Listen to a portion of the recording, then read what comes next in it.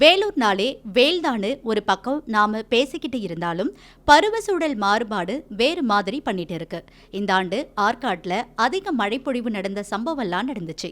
அந்த வகையில தற்போது வேலூர்ல கொட்டி தீர்த்த மழையினால 2 வருஷம் கழிச்சு மோர்தானா அணை நிரம்பியிருக்கு.